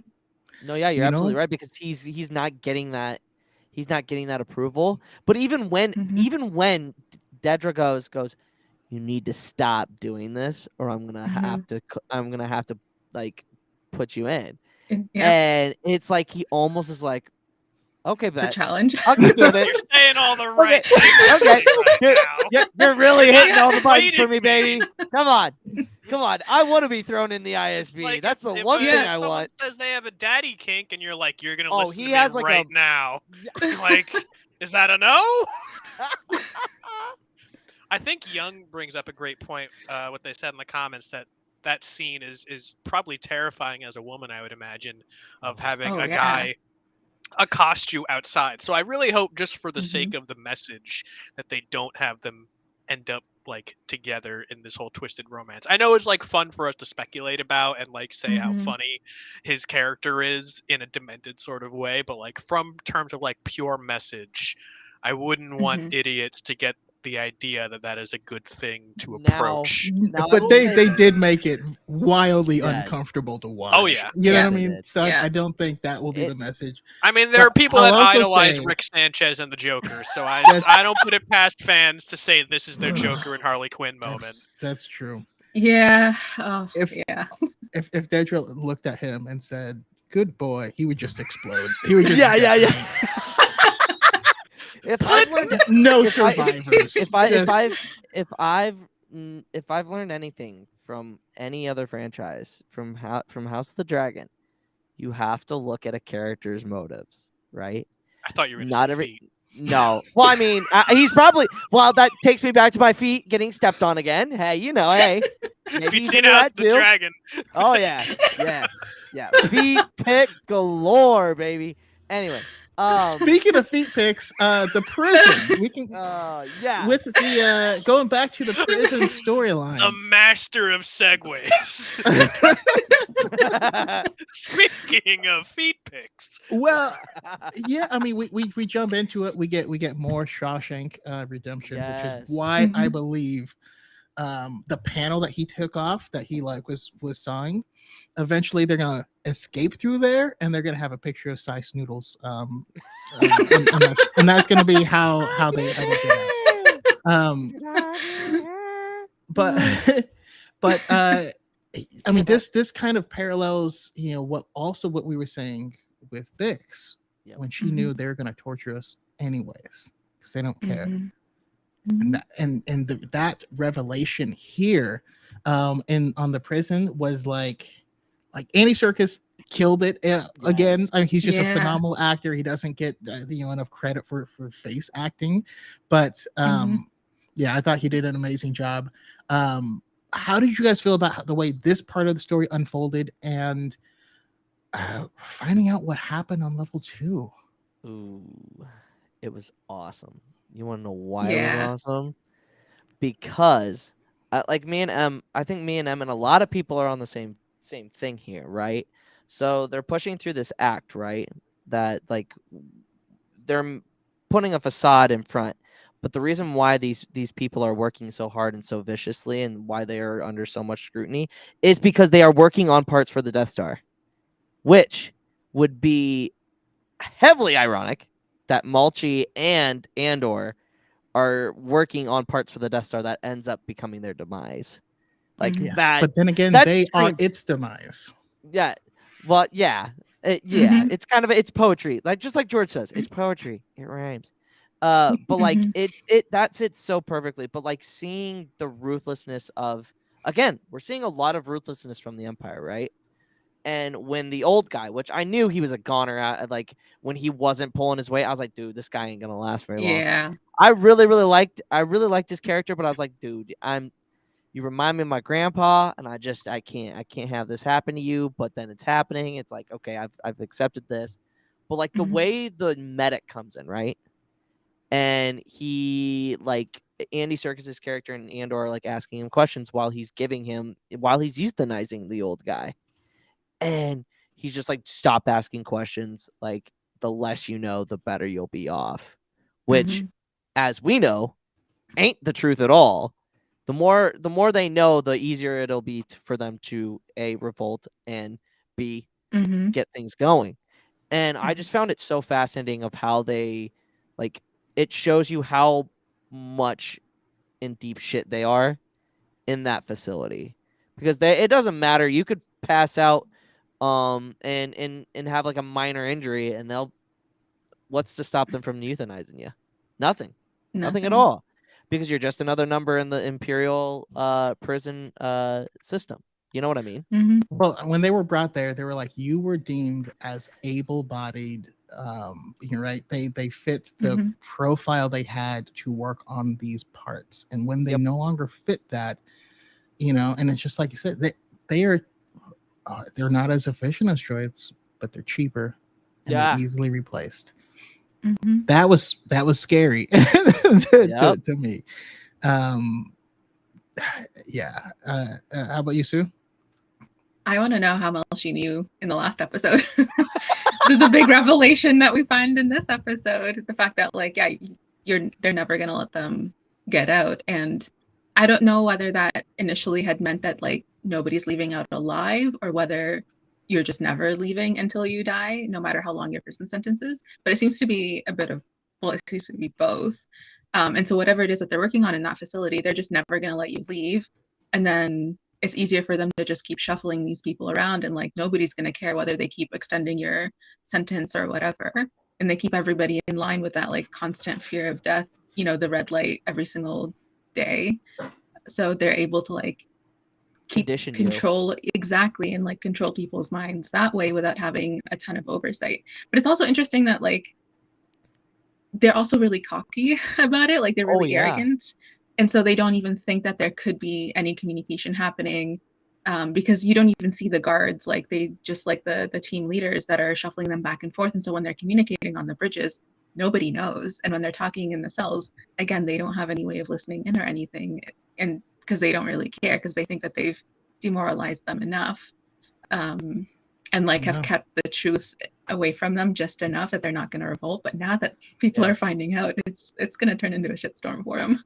Oh I yeah, think no I But think no don't- the doubt. twist was so well Ugh. done by just I didn't see it coming. I really thought that I should have seen it come by how much they were harping on uh the entirety of Andy Serkis's character being Mhm. I just have a couple more shifts left. I'm Yeah. just Mhm. getting to the end of my shift. And they Yeah. predicated his entire character and demeanor Mhm. off of that one trait. Yep. And Yep. then they have, our as the viewer outrage that Andor's getting 6 years, and then Yeah. because they put the time like just so front and center. Yeah. He's Mhm. getting 6 years, and then everyone's getting their numbers doubled with this new order that Mon Mothma's fighting. Those Yeah. numbers are so high. Mhm. Meanwhile, the whole time, it was all a fictitious scam that they are running because you are Yep. never leaving. Yeah. And Mhm. that Yeah. twist at the end made my eyes bug out just as much as Andy Serkis, because like you just defeated Yeah. his entire character in 10 seconds of Yep. dialogue. Yeah. Yeah. It's wild. And that's Yeah. what made him turn. Also, rule of three dialogue. Andor asks him 3 times how many guards on each level. First time he refuses, second time he refuses, and then the third time is after his entire character has been recategorized, and he says no more than Yeah. 12. That's what makes Yeah. it. That's effective screenwriting. No, yeah, Yeah, that was absolutely. the way it ended. Like, it gave me chills, and like, yeah, just like Yeah. he says, the way he slowly woke up. He believed in the system so much so that he took a leadership Mhm. role in helping these other people. Yeah. And Mhm. but by the way, the losers get electrocuted in front of everyone Daily. in the Oh middle. yeah. Yeah. Like it's not even a separate place. That's also kind of crazy. But That's the um, Empire for you, though. yeah, Come on. he had Yeah. invested in this system, Yeah. believe if we followed their rules, if we did what they wanted, we would get out, we would make it Yeah. because we did what they Mhm. told us. And this is a system that is designed to Flawed. distract you. It's not Yeah. you're not designed to win it. Nope. And uh, Jay Kelly's comment is like, it was a terrifying realization that they're in a camp. Yep. It's not actually prison, which is, whew. The most Yeah. effective precursor to that was this random courtroom judge that was Yes. just doing this like it was paperwork, just like, "Yeah, you're getting 6 years," and we have no reason to doubt that that person really believes, like, "Oh, sorry, judgments just went up. You should have broken the law 2 days ago. You would have You gotten 6 months, you know what but that Yeah. you have you 6 know what years." They're really like shoving that number in yeah. front of you so Well, that it's you kind look at it more. It's the yeah. magician's trick where like Yeah. that Mhm. cleric probably totally believes that he's only getting 6 years. They don't tell everyone the Empire They don't everything. see what And it would have happens. been so much less effective without that scene if they just didn't answer any of Andor's questions. They just said, "Get on this bus." Then we would Mhm. have known it's a Mhm. camp. No, But the yeah, fact that absolutely. they felt the need to just show this number in front of Yeah. you and all these Yeah, it's wild. characters believe in this number is the classic sleight of hand that just was Yeah. so good. Yeah, Well, it's but all like for the other show. go ahead, Sue. Oh, I was gonna say it's all for show for everybody outside of the prison system. That's No, literally yeah. all it is. No, yeah. And Also, I love your it earrings, Sue. I don't know if I Oh, said that thank already. you. no, yeah, those are awesome. Thanks. But like the other thing, like Did you make he like those? I did, yes. Is I your need. store talent. up? There's a Is your couple store up ideas Talent. I and still running? have for Andor. It is, yeah. I do have these ones up in the store. There's a couple more Andor ones that Andor related ones that I have in the works, but I just haven't had time to finalize the designs and get the prototypes up. Nice. That's Any chance awesome. you want to share where your store is for all of us here and in the Oh, chat? yeah. I've got the links up on my TikTok and on my Instagram page. If you click the link in the bio, there's a button there for earrings. Heck yeah. All right, beautiful. I think the interesting part, though, real quick, is that with Andy Serkis's character, when he says that when the old guy only had 40 shifts left, Oh, and then I think yeah. that's where he starts. He really is understanding this isn't what I Mhm. signed. This isn't what I thought it was, and then that's Yeah. why it enables him to say 12, because he is now truly understanding that he's never gonna get out. So why keep trying? I mean, Yeah. think about it this way: the old man, he had a massive stroke, right? And I've known people. A close friend of my family had a stroke. His name is Les, and he partially recovered. Took a lot of time, took a lot of rehabilitation, but Mhm. he still had a wonderful few years after that. Mhm. This man had a stroke. They don't even have actual doctors. This is just another prisoner, and they don't pay for anything. And while he wouldn't have been able to work like that, his sentence isn't to work. It's to be imprisoned. And Mhm. had they taken care of him, he still could have lived beyond his sentence. But again, yeah, it was just really, really disgusting. And having Andy Serkis's character realize, like, oh damn, yeah, it's 12 of them. Yeah.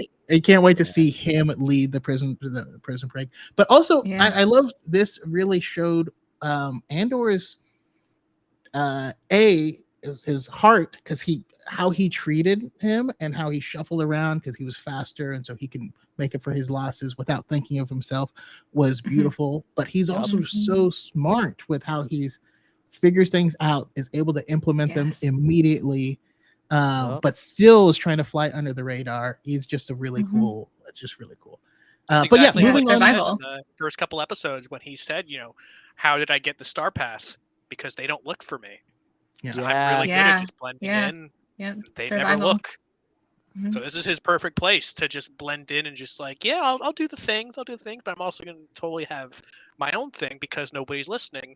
Ergo, the Mhm. title again. It becomes more Yes. relevant when you place Andor in this setting. Yeah. Absolutely. All right. Yeah. So we move on to the third and kind of final storyline. We get all the stuff that happens with Mon Mothma. If we can, go around, how do your thoughts on it? How you feel? How what is it going to mean for her to do dealings with gangsters?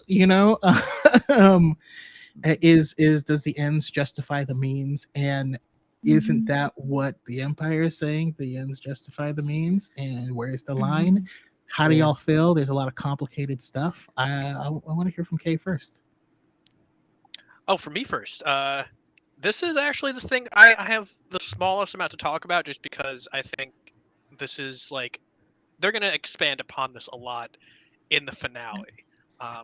So I typically like to see these things play out before I comment too much about them. But we're obviously seeing a lot more of the naivete of the early rebellion, where they much more think of themselves as the good guys and the Empire is clearly the bad guys.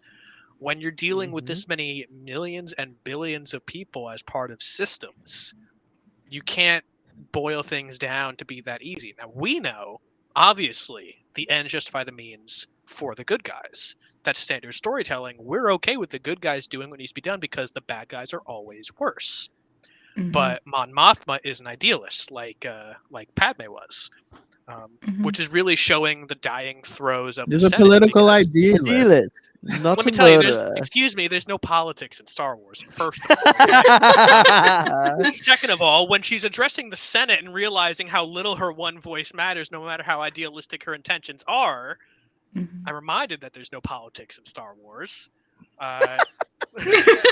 And doing deals with other people that are essentially terrorists. Like, a lot of people really forget what was George's chief inspiration behind the Vietnam. rebels. Vietnam. The Viet Vietnam. Cong are the rebels. United Yep. States is the empire. That's just Yes. Yeah. factually what his intention was, no matter what coat of paint he put on it. So them putting this intense of a political allegory of saying, basically, under the correct circumstances, maybe certain things can be excused.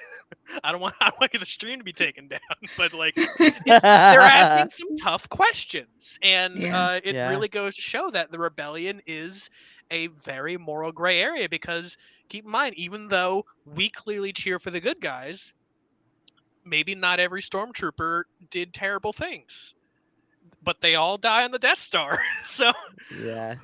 like, whose actions are we defending more of? And obviously, I want to be fully clear. I'm not saying that, like, the Empire had some good people. I'm saying that it's bringing up some Listen, decent you're an ethical imperial questions. apologist. You I'm like an to imperial torture scenes. apologist. I love torture You scenes. love We're getting you all love the to put on clips. that tinfoil hat. This is all the clips, all right? So, but I really love the questions they're putting forward when they really they didn't have to make it this good of a conversation piece, is what I'm thinking.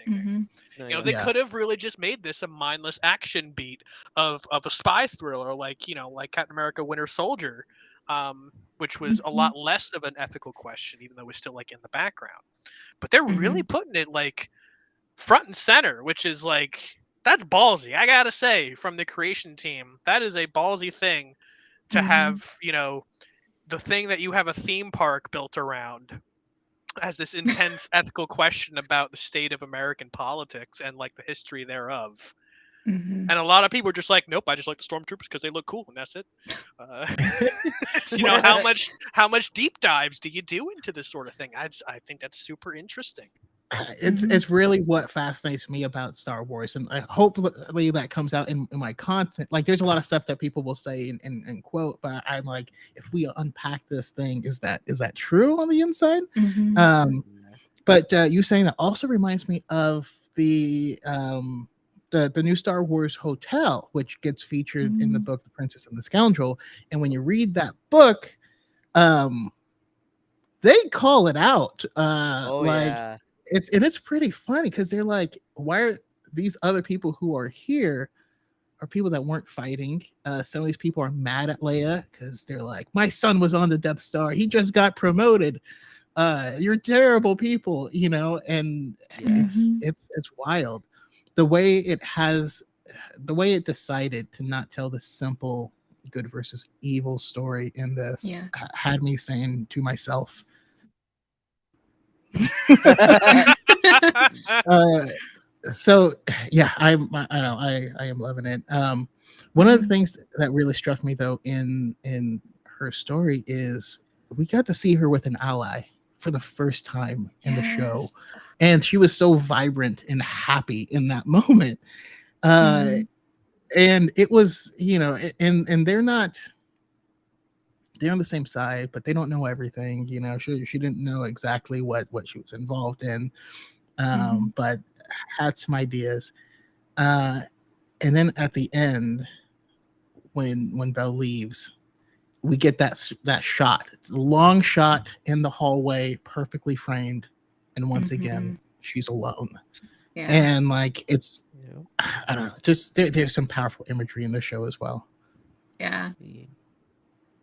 Yeah, I was really excited to see her with somebody who was like who knows. I mean, they don't know everything about what each of them are doing, but at least they know that they're both fighting. And somebody who actually like seems to understand her, who knows her, her being her cousin. But it's also interesting to see kind of the contrast between Vel and Mon, because Mon is still trying to like do everything from this like idealistic high tower, and isn't on the ground, whereas Vel, even though she does have, it seems, wealth, and she does have like, this outward persona of being like this rich single girl. Mon Mothma alludes to that, but she's actually like also on the ground fighting and doing the dirty work. And so like I think part of Mon Mothma's like idealism is the fact that she's not in the trenches. She has an idea and she understands and tries to empathize, but she's not actually in it. And so she's still trying to do things with, this idealistic, perspective, hurt nobody, all of that. And it's like, well, if you're not, like you're not hurting anybody, you're still allowing the empire to continue hurting people because you're afraid to take these big steps that, yes, will still hurt more people. But it is a really interesting, challenge that she has to go through. And then I feel like also kind of she didn't like what Luthen was doing and kind of, was trying to distance herself from him, and is now kind of in the fire pit with this gangster that she almost has no choice but to, be with, and so it's, yeah, it's tough. And I think she's going to have to like really kind of, like face those tough questions and make serious decisions as to like whether she's all in and is accepting of the repercussions of that, or she's still going to try to find this like idealized way that is just isn't really going to work. Yeah. Awesome. I love it. So young brings up this. Oh, that wasn't another comment popped up. Yeah. She parroted Senta's words.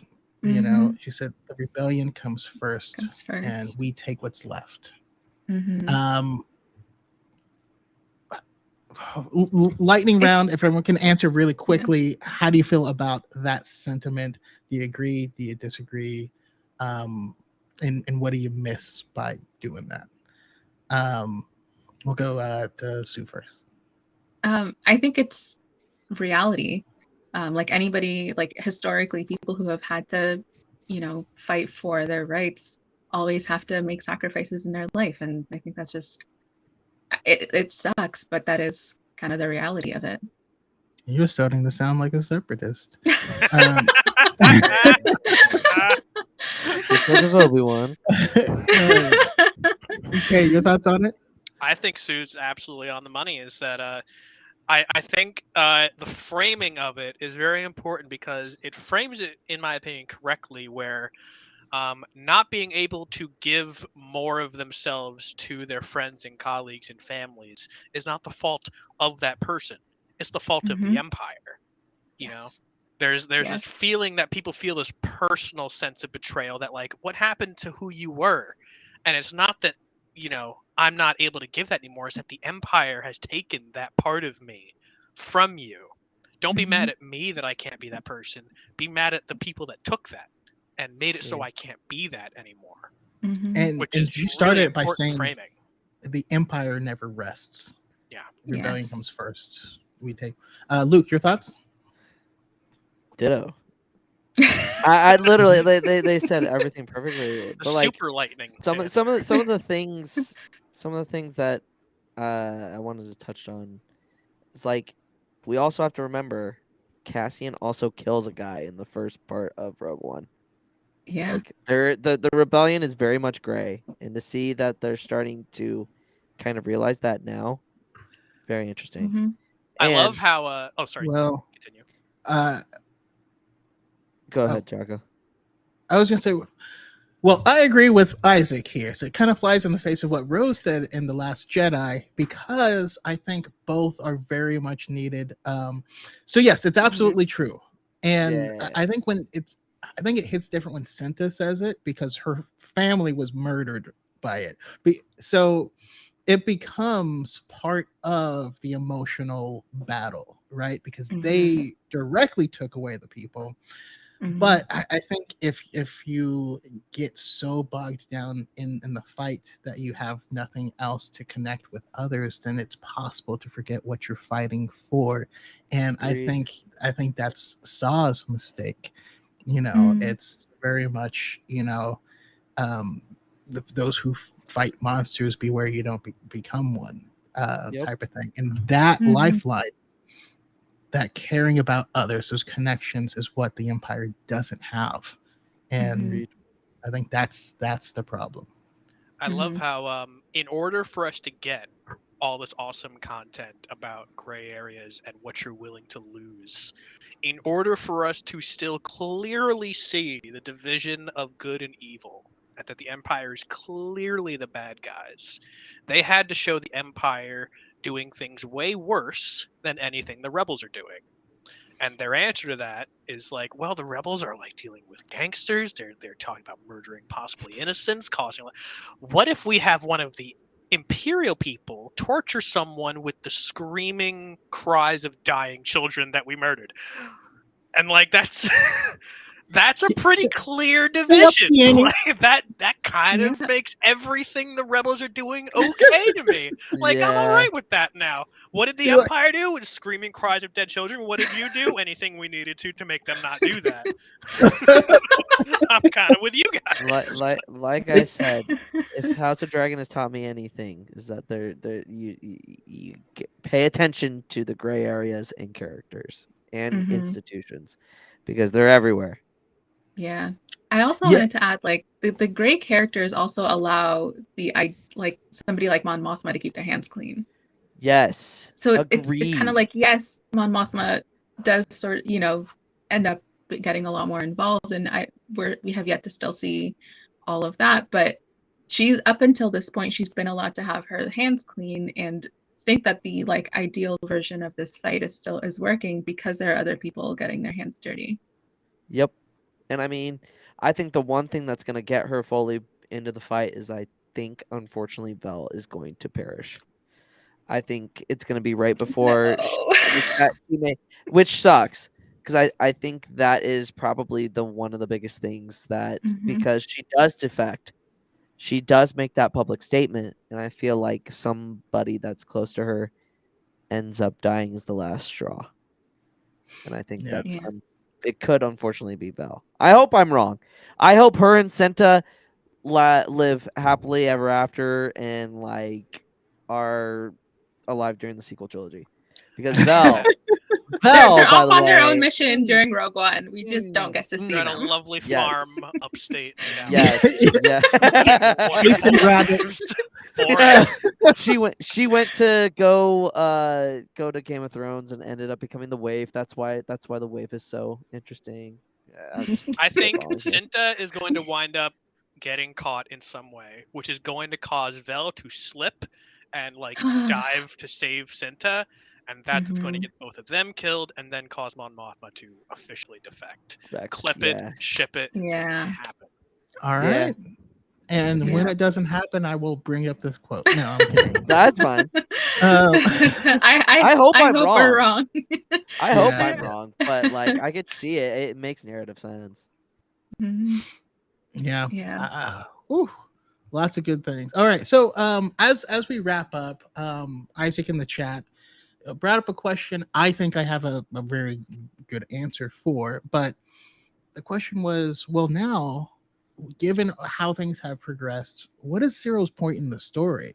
Because he's kind of like a hanging thread from the first arc.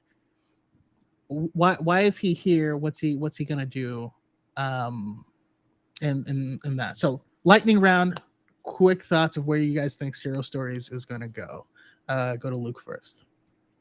He'll be part of the Empire. Short and sweet. I think he'll be part of the Empire.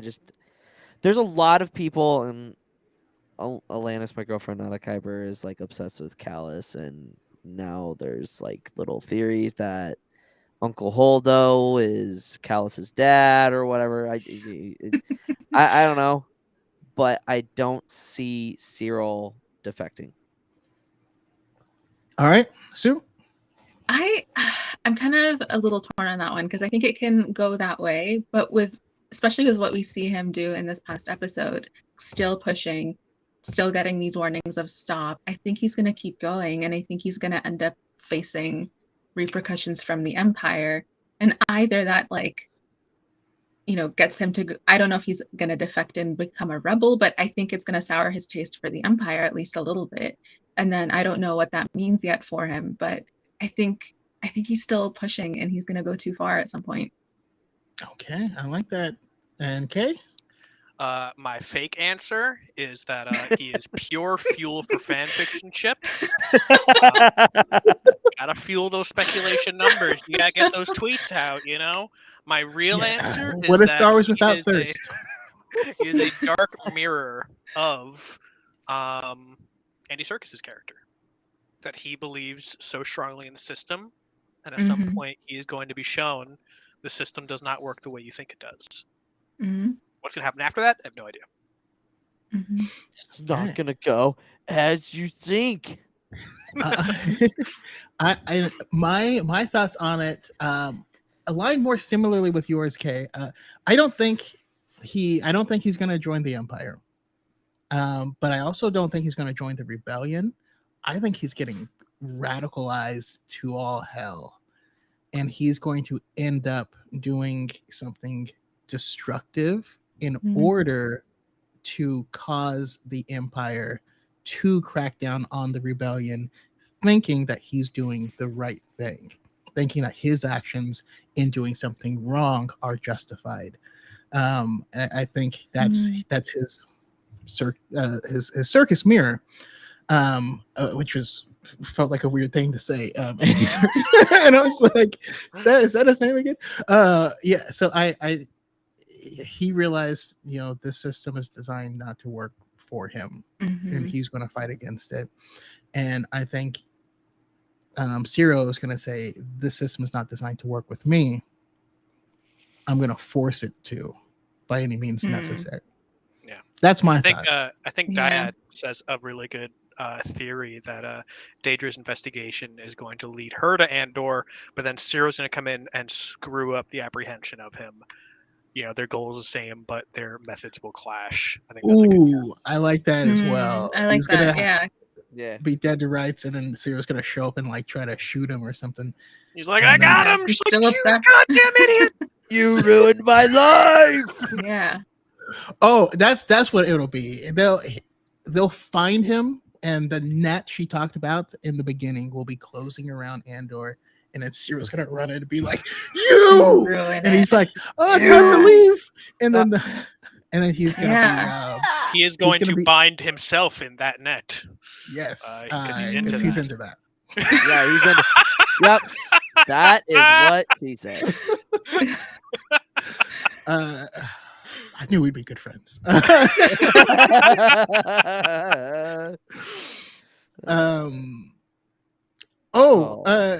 J. Kelly says, yes. Insecure lone wolf fascist with mother issues. What he needs is to go to art school. Okay. That'll solve things. Just take okay?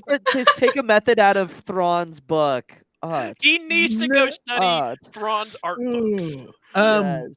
Okay, Oh, hell yeah. another lightning round question. Oh, dude, how many are there?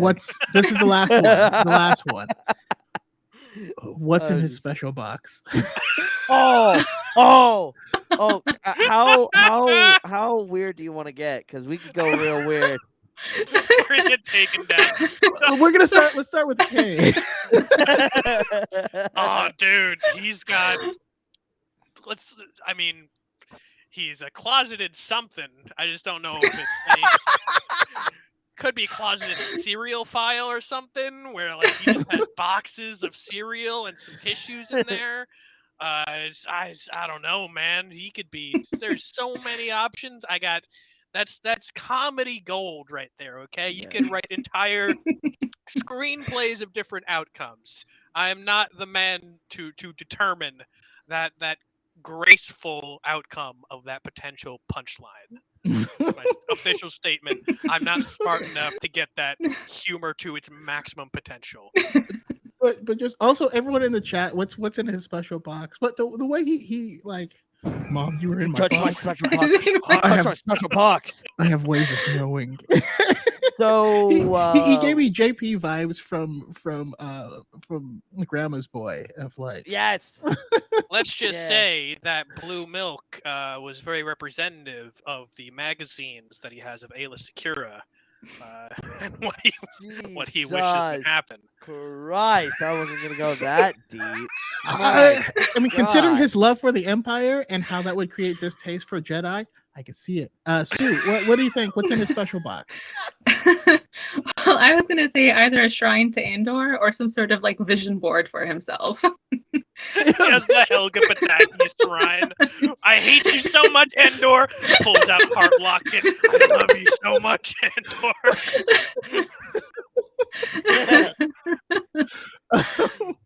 All right. Last but not least, Luke. Stalkerish. He's got a pair of Deidre's boots. He just smells them. I mean, he is stalking her. Fits the MO. Just saying. Or it's just a shrine of Deidre or Dedra. You can't really know someone until you've felt a mile in their shoes. It's gonna... Please. No, that fits with the stepping on me. Oh my God. We've made it all work together. Stepping on with If boots. only Tales of the Jedi was this cohesive. True. Oh, dude, Dedra. Oh man, I was gonna say it's gonna have to be hand-drawn like pictures of her because they don't have the internet and in crayon. and stuff. No, it's a hollow. It's a hollow. It's a hollow that he drew. That's what he did.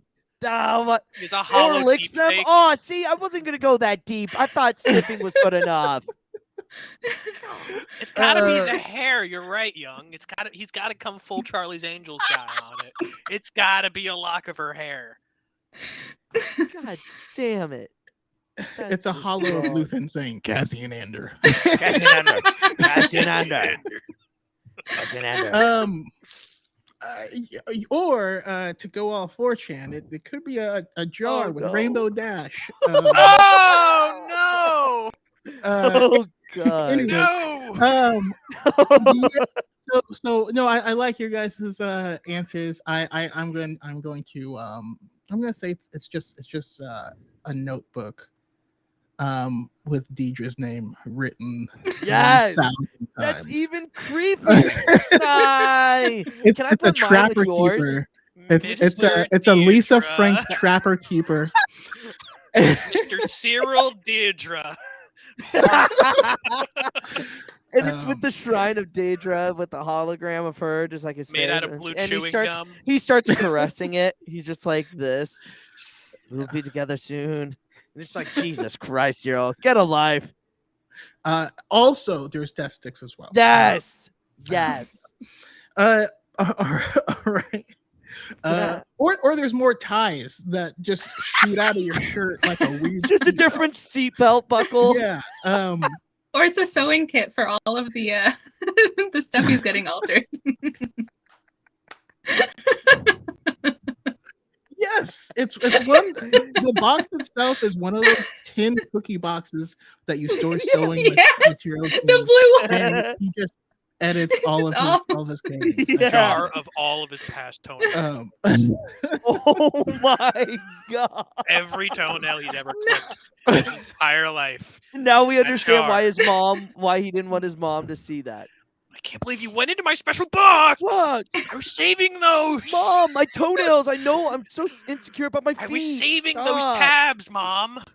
Or to bring it full circle, Oh god. it's a lock of Deidre's hair. Yes. Yeah.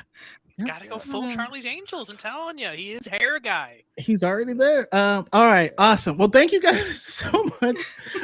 This has been a. I've been trying to make these shorter, but this was such a good conversation, and we just had to keep going. So let's go around one last time. We'll give any final thoughts, any things that we missed, any honorable mentions. What you think might come next, and then also let us know once again where we can find you, your awesome content.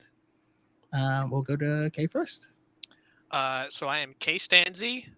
My channel is all about dunking on toxic fans and toxic creators that tell dumb things like, why is there activism in Star Wars when there's clearly never been activism in Star Wars before? And I tell them that they're really stupid and wrong and should do better.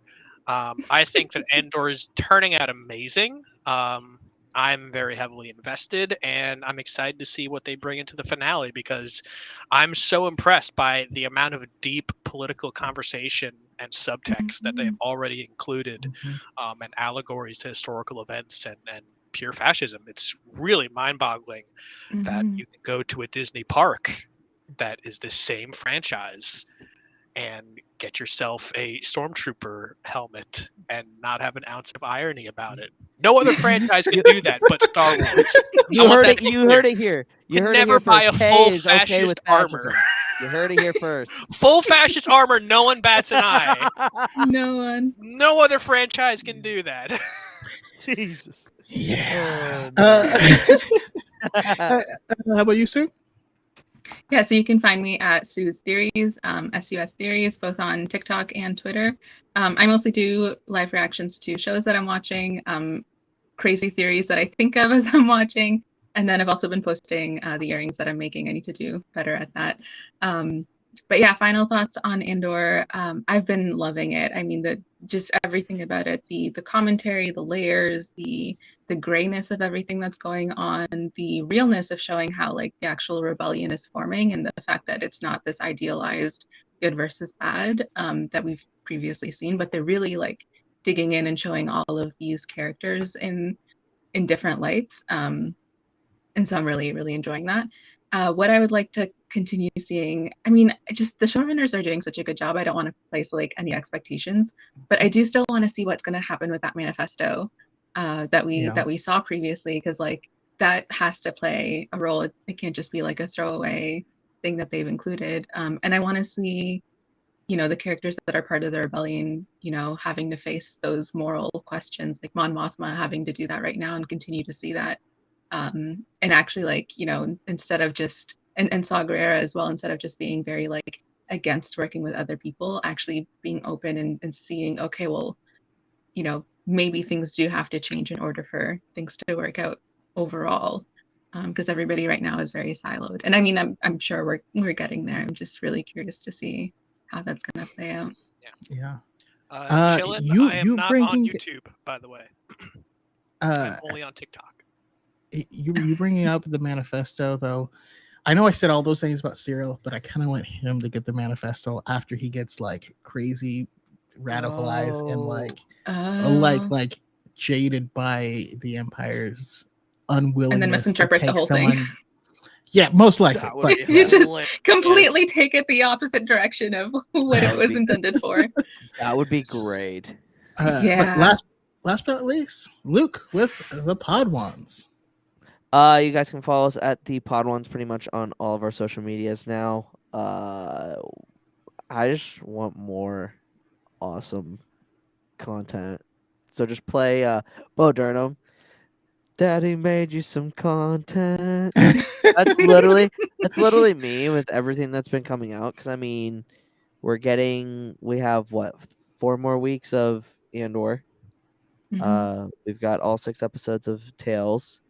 We've got Mando dropping in February apparently. So we're gonna get a trailer Yeah. on Christmas. Mhm. We got Bad Batch. I mean, Mhm. right now it is just going to be a full steam ahead with Star Wars, So and much. hopefully, fingers crossed, all of our content gets seen for a lot of these other shows because Mhm. we're mainly a Star Wars channel, and Star Wars Mhm. ain't our best stuff, but hopefully that Mhm. changes. Yeah. Awesome. We'll definitely follow the Pod Ones and join the Pod Ones server. It's multi fandom. There's a lot of cool people Yep. in there, and yeah, it's a great place to hang out. For me, I guess, man, like you said, golden age of content, and I'm happy to be able to hang out here with you guys. I think this is Sue's first time on the High Ground podcast, but we Mhm. did hang out on Dyad. Kay, this is Yeah. our first time being able to talk. Luke's an old friend. It's awesome to be able to connect and have these conversations where we don't always agree, but we just have fun. What are And you also talking about? We always agree, Chaco. What are you talking about? amazing people in the chat here. Young, who's going to be coming on next week. Yes. Chilling in the basement. Jay Kelly, Isaac Church, Polk Nation, Died in the Force, Saint Pat. Um, just always end up being with a stacked and really positive people in the chat. So I always appreciate that. The show Andor, the way they're ratcheting up the tension, it feels like those videos where people keep putting rubber bands on a watermelon, and you're like, and then the next week happens, you're like, it's another one, but it hasn't popped yet, and then like Yeah. it's Mhm. another one, and I'm starting to get stressed out. Or the DVD Yeah. logo. The The DVD DVD logo logo that hitting bounces the around and perfect gets so corner. close, and Yes. then it Yes. Yes. the So anticipation. so I can't wait, and that's why I do have trouble making any predictions because I couldn't have predicted where we are now, Oh yeah. and it's great. Next Mhm. episode there will be a prison break. We'll just think that's a pretty safe bet, but I am happy to continue to watch these rubber bands be added. I just Mhm. pray that the watermelon breaks before the show ends. Otherwise, I'll be pissed. Anyways, that is all for now. Thank everyone for coming out. You will all be invited back again, but You sure about yeah, that? Thank great time to be you. a fan. May the Thank force you so be with much. you always.